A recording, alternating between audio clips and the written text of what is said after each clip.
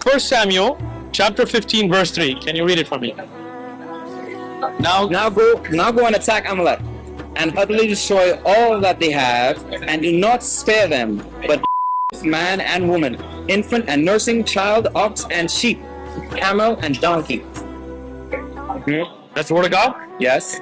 1 Samuel 15:3, a favorite amongst trolls who want to get a quick gotcha when debating Christians online. If you were debating one such troll and they used this verse against you, then by all means, send them to this video. And if you are the troll in question who utilized this verse in a belligerent tirade against the God of the Bible, hi, how are ya? But also, you really need to learn about the literary customs of the ancient Near East. Why, you might ask? Well, here's the verse in question. It looks fairly straightforward, right? But later on in the same passage, Saul actually attacks the Amalekites. He even takes their king hostage without unaliving him. But despite this, we're told that he was still successful in utterly destroying all the people with the edge of the sword. Notice this crucial detail. Even though Saul took their king alive, and the king is technically part of everyone, Saul was still successful in his mission of utter destruction as far as the text is concerned. Okay, so Saul spared the king, and the rest of the Amalekites were wiped out in their entirety, right? Well, that's what you'd think, but strangely enough, the Amalekites, all of whom were utterly destroyed by Saul, miraculously appear later on. Yeah, now it happened when David and his men came to Ziklag on the third day that the Amalekites had invaded the south, etc., etc. And spoiler alert, you didn't hear it from me, the Amalekites continuously reappear in these passages, despite their being utterly destroyed numerous times beforehand. And wouldn't you know it, the exact same thing happens with Saint Joshua. He utterly destroyed the land of Hebron and left none remaining. And despite the utter destruction that unfolded, the inhabitants of Hebron show up